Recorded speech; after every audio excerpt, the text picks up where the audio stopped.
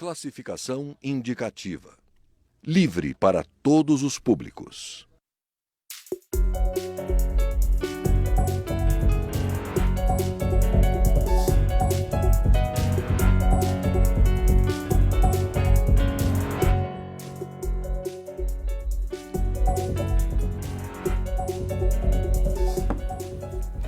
Olá, seja bem-vindo a mais uma edição do Câmara Debate. Os resultados do Sistema de Avaliação da Educação Básica, SAEB, mostram que o nível de aprendizado dos estudantes brasileiros em matemática não só está abaixo do adequado, como piorou nos últimos 10 anos. Em 2015, a nota média dos alunos do ensino médio na disciplina foi de 267. O ideal seria 350, é o nível mais baixo desde 2005, o início da série histórica do SAEB. O Índice de Desenvolvimento da Educação Básica 2015 no ensino médio, o IDEB, ficou em 3,7. A média esperada para essa etapa do ensino era de 4,3. Ou seja, há pelo menos uma década o Brasil está levando nota baixa ou então está patinando aí nos ensinos básico e médio. O que está causando esses resultados? Falta de recursos, má administração do sistema, desqualificação dos professores? O certo é que o quadro é preocupante. E olha que entra a eleição e sai a eleição e a promessa se repete na boca dos candidatos. A educação é prioridade. Será que a educação vem mesmo sendo uma prioridade? Eu sou Paulo José Cunha e recebo nesta edição do Câmara Debate para uma análise do tema os deputados Ságuas Moraes, do PT do Mato Grosso, e Celso Jacó, do PMDB do Rio de Janeiro, a quem eu agradeço desde logo pela gentileza de terem aceito o nosso convite. Eu queria iniciar por uma questão que eu acho que é recorrente. É muito fácil xingar o governo, qualquer governo, diante de números negativos. Agora, será que o caminho é esse? Será que essa abordagem não é muito rasa? Será que não está na hora da gente aprofundar esse debate e partir para ações mais concretas, deputado Ságuas? Eu vou começar pelo senhor. Olha, na verdade, se a gente fazer uma retrospectiva, o Fundef iniciou em 97, ainda no governo Fernando Henrique. E o Fundef durou 10 anos. O que é o Fundef? Esse fundo que começou a garantir que o que estava escrito na Constituição de 88 pudesse valer, a aplicação dos 25% da educação, mas aí ficou o Fundef só no ensino fundamental. E quando vencido o Fundef, já no governo do presidente Lula, se criou o Fundeb, que é o fundo que aí tratava da educação básica como um todo. Então, até 97, a aplicação dos 25%, ela era um tanto duvidosa, porque cada estado colocava outras despesas no meio, os municípios ainda mais, com o Fundef acabou disciplinando, estabelecendo regras e limites adequados para que cada um pudesse seguir aquelas regras. E depois o Fundeb, então a gente pode dizer que até 97 nós tínhamos garantido na Constituição, porém havia muita dúvida na aplicação adequada dos 25% da educação. Com o Fundef ficou garantido a aplicação dos recursos obrigatórios no ensino fundamental. Educação infantil não tinha financiamento, educação infantil ficava no Ministério do Desenvolvimento Social e ensino médio ficava na boa vontade dos governos de estado. E é tanto que até 2007, porque o Fundeb foi criado em 2007, nós não tínhamos financiamento para a educação infantil e não tinha sequer merenda para o aluno do ensino médio. Era comum numa escola em que você tinha todas as modalidades da educação e todas as etapas da educação, em que um aluno do ensino médio entrava na fila da merenda e a merendeira dizia para ele sair da fila porque ele era do ensino médio e não podia comer merenda. Então, veja bem, isso é muito grave quando a gente trata do Brasil como um todo, nas escolas públicas, em que as pessoas mais pobres estudam na escola pública, que muitas vezes não tinham alimentação adequada em casa e chegava em casa e não podia receber a merenda na escola. O senhor toca num ponto fundamental, que é a questão da gestão. Nós estamos aqui, eu acho que falando basicamente de gestão. Mas aí era um problema de financiamento, né? Então, a partir do Fundeb, que de 2007 para cá, nós passamos a ter financiamento garantido, porque tinha financiamento, mas não era garantido, para o ensino médio, além do ensino fundamental e para a educação infantil.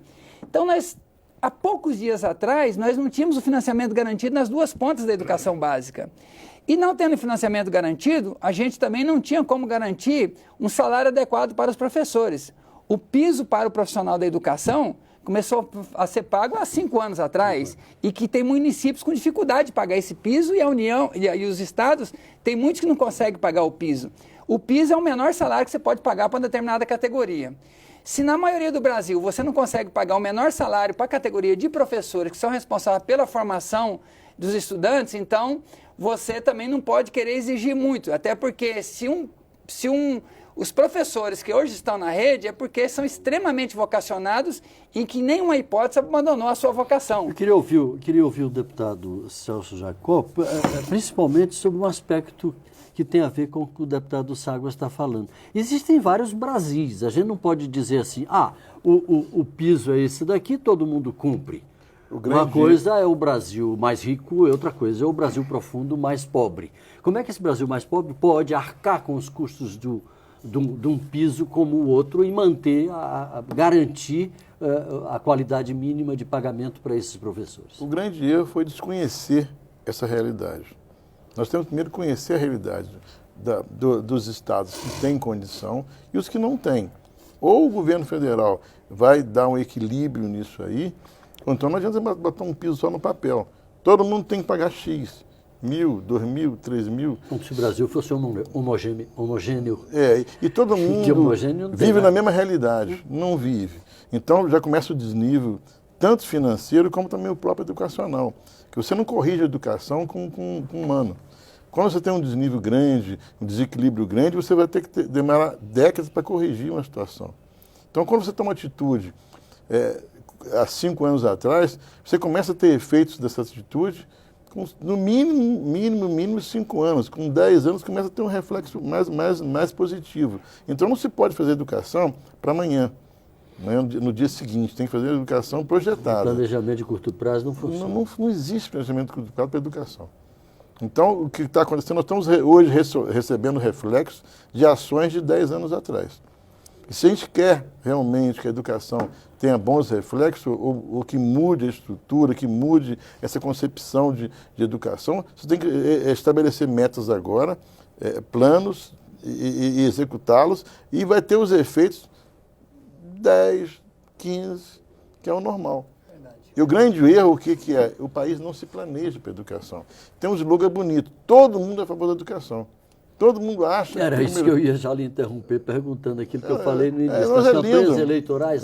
Prioridade da educação, prioridade da educação. Isso virou uma moda. Isso virou uma moda. É igual o meio ambiente, todo mundo acha que tem que preservar o meio ambiente, mas todo mundo vai e comete uma série de atitudes que... Crimes ambientais. Crimes ambientais. Então, a gente tem que sair do discurso e para ir para a realidade. Nós temos bons técnicos, tem bons educadores, a gente tem que tocar alguns pontos que são, a meu ver, vitais. Primeiro, os pais são responsáveis também pela educação dos seus filhos. A gente tem que chegar a esse consenso com os pais. Segundo, a família tem que participar. Professor tem que ter uma remuneração digna e parar de reclamar da situação. E tem que se preparar para ser um bom professor. Nós vamos ter que resolver o problema de salário, mas o professor tem que conscientizar da profissão dele, da beleza dessa profissão, que é educar. Ele tem que ter amor a isso. O professor tem o resgate daquele amor, filosofia daquele professor que é respeitado na sociedade. A sociedade tem que entender que a gente não vai fazer nada sem um professor. E o professor tem que entender a sua grandeza, a sua importância. O salário tem que ser discutido, mas não pode ser a linha de frente da discussão da educação. O salário tem que ser resolvido. Pois é, eu me lembro muito bem, ainda nos tempos em que, por exemplo, o ensino público era considerado um ensino de melhor qualidade no Brasil. Sim. Os alunos iam para o ensino privado porque, às vezes, não conseguiam o ensino público. Você vê no Rio de Janeiro escolas modelo, como Pedro II, por exemplo, naquela época. E hoje a gente vê que parece ter havido uma inversão. Não teria havido um interesse grande na privatização desse ensino, deputado? Aí acontece o seguinte, até a década de 60, nós tínhamos algumas escolas no Brasil públicas, os liceus, foram construídos em cada capital um liceu. E esses liceus, ou Pedro II, no Rio de Janeiro, tal, eram escolas de excelência, que você pegava os melhores profissionais, profissionais liberais até, e outros profissionais que eram muito bem remunerados, para fazer uma educação de qualidade para a elite brasileira, para meia dúzia de pessoas. Se você comparar... Manuel Bandeira era professor do Colégio Pedro II. Se você comparar a quantidade de aluno atendido por essas escolas com a população que ficava desassistida, é uma coisa absurda, né? Então, você conseguia atender aí 10% a 15%, 20% da população. O ensino médio, ele começou a ser garantido nas capitais no início da década de 70 e, aliás, já estava garantido na década de 60, foi garantido para todas as capitais e na década de 70 que começou a ser garantido nas cidades maiores do Brasil. E aí, quando a gente falava do Fundef, do financiamento na Constituição de 88, do Fundef de 97 a 2007 e do Fundeb a partir de 2007, nós estamos dizendo o seguinte, que a partir do Fundef nós praticamente garantimos a universalização e na questão da universalização, aí você tem escola que são no centro da cidade, que tem os professores que ao escolher na atribuição de aula, os melhores vão para o centro da cidade, mas você tem escola na periferia que o professor não quer ir porque o deslocamento é muito caro nas grandes cidades, você tem escola rural que não oferece estrutura do professor morar lá naquela lá, então você vai ter professores contratados ali dando aula no ensino médio que só tem o ensino médio também, então aí você começa a ter as disparidades. Então, a partir do Fundeb, você começa a garantir o financiamento de uma forma obrigatória até, porque quando você estabelece o piso e você não garante a suplementação, e aí com o Plano Nacional de Educação, que a gente aprovou aqui, que deu entrada, a partir da Conferência Nacional de 2010, que deu entrada nessa casa em 2011, ficou 4 anos aqui para ser aprovado, então a partir de 2014 nós temos um Plano Nacional de Educação que estabelece várias estratégias que a gente deve seguir para garantir uma educação de qualidade. Eu penso que nesse momento o Brasil está nessa próxima década agora, a gente deve acertar os ponteiros de garantir que além do ensino fundamental, no ensino médio a gente possa garantir a universalização e garantindo o financiamento para todos. Eu tenho um projeto que é o 413/2015, que ele trata do Sistema Nacional de Educação.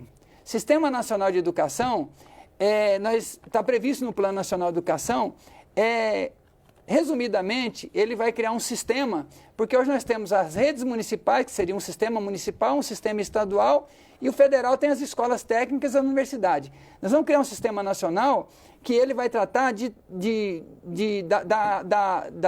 da cooperação entre os entes federados. Seria uma espécie de visão sistêmica da questão. Isso. Eu vou pedir licença aos senhores para a gente ir para um breve intervalo. Estou notando o deputado Celso Jacó está doido para entrar nesse assunto, mas a gente vai para um rápido intervalo e daqui a pouco a gente retorna com o Câmara Debate, que tem como tema a queda de qualidade do ensino básico e médio no Brasil. Nós voltamos já.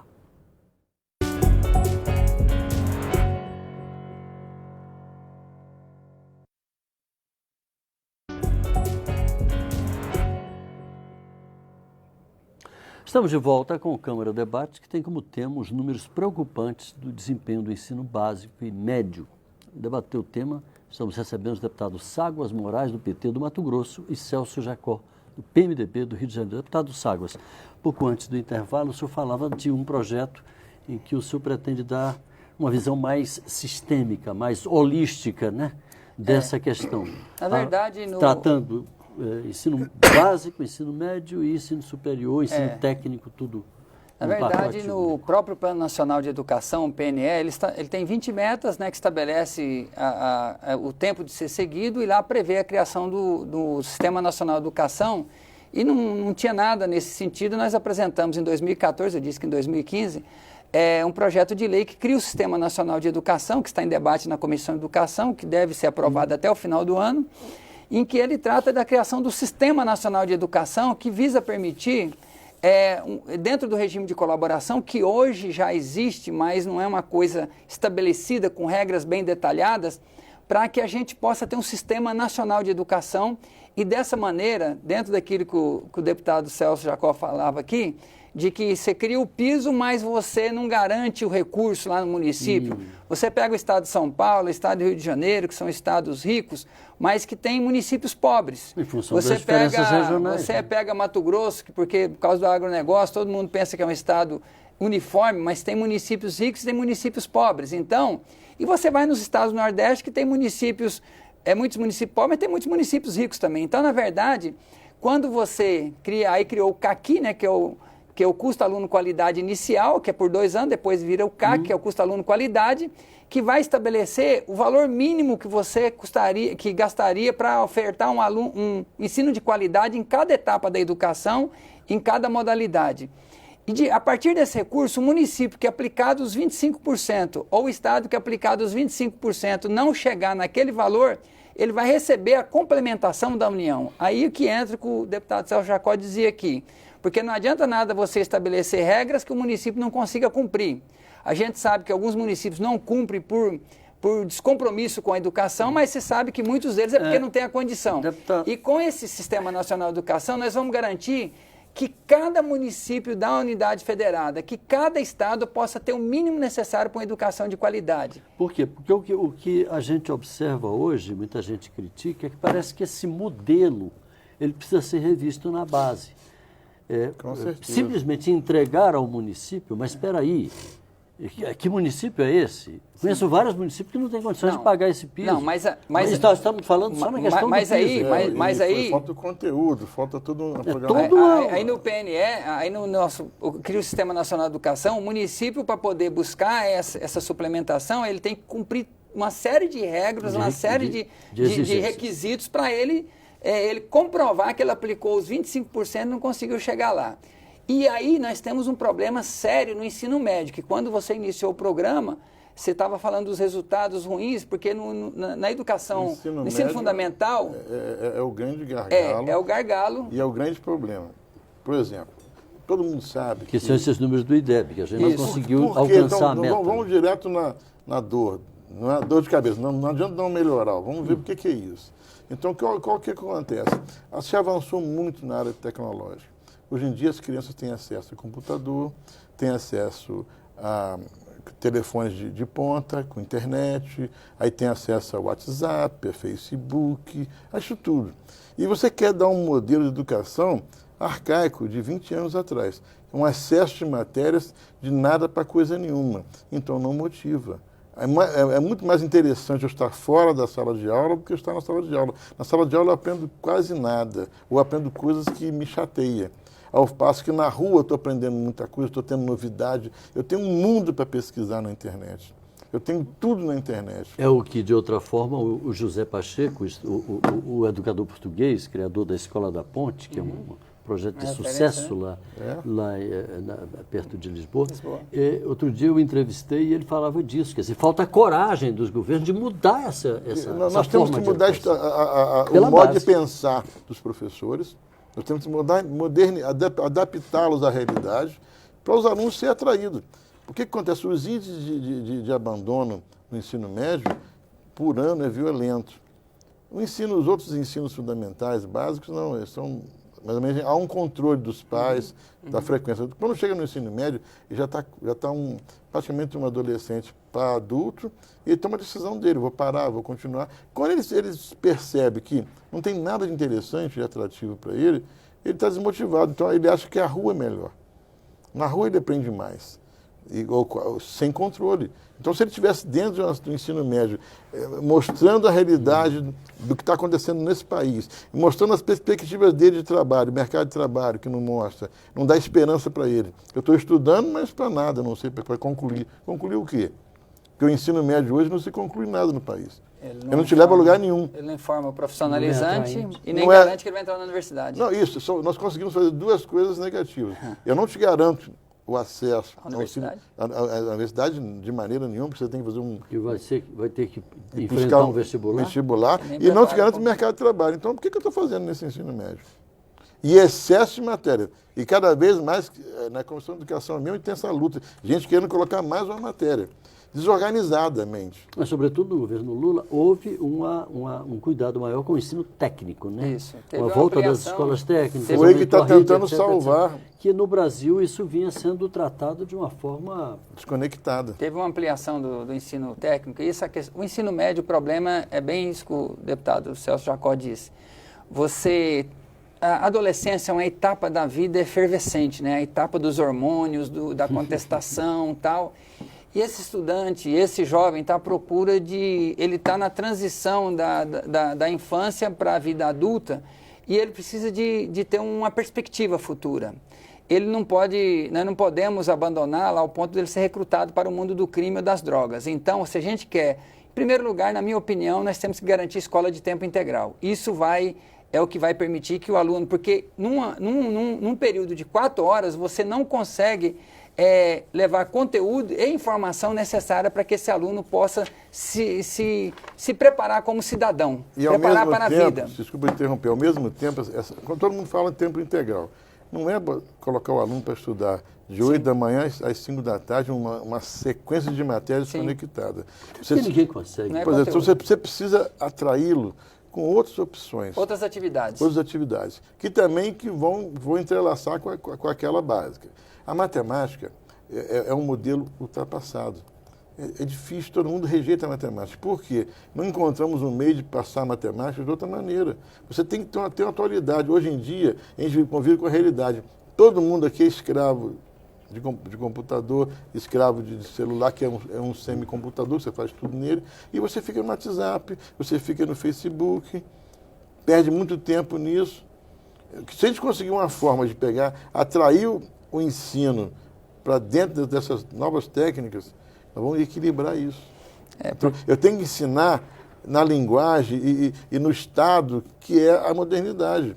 Eu tenho que incluir, de repente, uma ousadia, um método ousado, incluir um Facebook na matemática. Mas como é que é feito isso? Vamos estudar. Tenho que incluir o que? As realidades, a facilidade que eu tenho de pesquisar, para pesquisar coisas boas. Ao invés de eu ficar navegando na internet uma série de coisas desconectadas, Não serve para nada, né? eu vou começar a mostrar o seguinte, como eu fico descobrindo uma coisa via a informática. Nós estamos há 20 anos nas escolas falando em informatização e sem fazer. Os alunos começaram a aprender porque a vida foi Agora, a ensinando. criatividade de alguns professores também é fundamental. A gente Claro. viu, por exemplo, nessa Olimpíada da Matemática que teve aí, escolas muito pobres do interior do Brasil, com desempenhos fabulosos por causa da criatividade dos mestres, não por causa... Mas aí que causa está dele. o X da questão. Eu tenho que falar a linguagem que você está entendendo. E qual a linguagem que você está entendendo agora? É a linguagem do WhatsApp, do Facebook, de outra realidade, da pesquisa rápida, do conhecimento, das informações. Enfim, incorporar essa linguagem, isso sugere eu não isso. posso ficar naquele negócio de tabuada, gente. A linguagem hoje... ensinar tá matemática... A questão da linguagem no ensino médio ela é fundamental, porque hoje você pega, por exemplo, você tinha pouco tempo atrás o livro do aluno e o livro do professor. O livro do professor com conteúdo, perguntas e respostas escritas, e o livro do aluno com conteúdo e perguntas. O professor detinha o poder da resposta. O aluno teria que ler o conteúdo, se ele não lesse, o professor sempre sabia mais que ele. Como hoje o aluno, se o aluno hoje vai para uma aula, ele souber qual é o tema da aula, ele olha na internet, ele é perigoso chegar lá e saber mais que o professor em determinadas situações. Eu que sou professor universitário, enfrento por isso, né? diariamente. Então, E aí, como é que resolve essa questão? O modelo da aula tem que mudar o jeito. Agora você fala assim, vamos escolher lá, vamos ter uma aula de tal disciplina. Você chega lá, joga o conteúdo, senta na roda lá, entra na internet, tal, junto com os alunos e começa a aprofundar e começa a estudar aquilo ali, fazer um debate. Na verdade, a aula hoje, principalmente para o ensino médio, ela tem que se tornar um debate. Como nós estamos fazendo aqui? Você só orienta o debate, você não tem o controle. Você vai coordenar o debate, como você está fazendo aqui. O papel do professor no ensino médio de agora por diante teria que ser assim, dentro de uma sala que disponibiliza de alguns acesso a conteúdos, e que você, por exemplo, você como professor, você não é obrigado a dominar todos os conteúdos, como a gravidez na adolescência, como o uso de droga e tal, porque essa realidade, o aluno ao sair da casa dele, ele ir para a escola, ele encontra ponto de ônibus sem proteção, ele encontra chuva entupindo bueira, que é a questão ambiental, ele encontra uma adolescente grávida no ônibus, ele encontra alguém fumando crack, ele chega lá na escola, ele fala para o professor, professor, eu vi uma situação muito chocante ali, um usuário de droga, assim. Não, aqui não, eu tenho que dar meu conteúdo, o professor já está ali todo enquadrado, ele tem que cumprir aquelas horas, que senão você não serve. Você pega e afasta o interesse dele. Então, a partir daquela discussão ali, você vai acessar conteúdos e vai deslanchar a sua aula. Talvez aquilo ali vai despertar mais interesse do aluno porque a gente tem que formar o cidadão para a vida, né? Tanto que tem gente que não tem estudo, mas ele é preparado para a vida porque a vida ensinou ele, né? Mercado de trabalho. Para encerrar rapidamente, nós já estamos com o tempo praticamente esgotado, eu queria colocar uma questão para os dois. Essas invasões de escolas que aconteceram em São Paulo por estudantes secundaristas não seria um sinal de que nós temos que lutar por uma nova pedagogia? Começar pelo deputado Celso, rapidinho. Essa discussão toda aí. Na realidade, não existe escola opressora, não existe professor que comanda tudo, não existe diretor que manda em todo mundo, mas precisa de alguém para organizar. O que o senhor fez aqui? Organizou o debate. Tem que ter essa pessoa. Mas o senhor não dominou o debate e impôs a sua ideia. Deixou que as pessoas... Que houvesse contradição, que houvesse debate, que eu falasse uma coisa, ele falasse outra. Quando você queria algum assunto que era do seu veio aí, você intervinha no sentido de buscar com uma pergunta provocativa. Então, isso é aqui. Imagina na sala de aula, tem que ser nesse nível. Agora, é difícil abrir mão do controle. Esse é o novo papel, né, deputado Celso? Eu acho que essa ocupação dos alunos nas escolas é demonstrando a insatisfação com o modelo que está colocado ali. Nós temos a Base Nacional Curricular, que está em debate até o final desse ano, para que a gente possa ter um novo modelo de ensino médio, que é onde está o nosso gargalo. Obviamente que com esse financiamento PNE, agora com o Fundeb em diante, eu acho que daqui para frente a gente terá condições de avançar numa educação de qualidade. Precisamos de mais financiamento e muito esforço governamental para que a gente possa garantir universalização e qualidade e principalmente garantir um salário digno aos profissionais da educação. Deputado Saglas, deputado Celso, muito obrigado pela participação nesta edição do Câmara Debate. Você pode conferir novamente esta e as demais edições da internet, tanto na nossa página no endereço câmara.leg.br, quanto no YouTube, no canal da Câmara dos Deputados. Eu sou Paulo José Cunha. Um abraço, obrigado pela audiência e até a próxima.